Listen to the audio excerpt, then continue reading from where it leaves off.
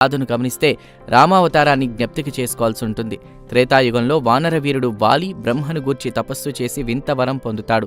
తనతో ఎవరు సమరం సాగించినా తన ఎదుటి వ్యక్తిలోని సగబలం వచ్చే వరం ఇవ్వమని కోరతాడు. కఠోర నిష్ఠగా తపస్సు చేసిన వాలి కోరిక మన్నించి బ్రహ్మ తథాస్తు అంటాడు.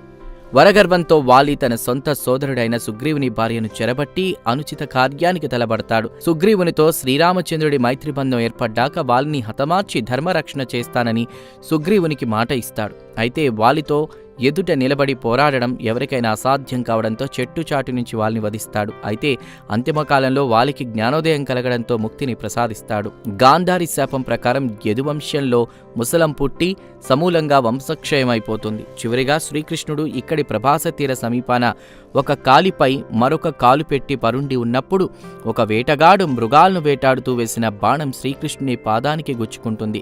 ఆ దృశ్యం చూసిన వేటగాడు, ప్రభూ శ్రీకృష్ణ, అపరాధం మన్నించు, మృగం అనుకుని నేను ఈ దారుణానికి ఒడిగట్టానని పరిపరి విధాల దుఃఖిస్తాడు. వేటగాడిని శ్రీకృష్ణుడు తాను కర్మఫలం అనుభవిస్తున్నానని, త్రేతాయుగంలో వాలిగా ఉన్న నిన్ను చెట్టుచాటు నుండి కొట్టి హతమార్చానని, ఇప్పుడు నీ చేతి బాణంతో అవతారం చాలిస్తున్నానని, ఇందులో నీ తప్పు పొరపాటు ఇసుమంతైనా లేదని ఆ వేటగానికి దేహత్యాగానంతరం ముక్తి కలిగే వరం ఇస్తాడు.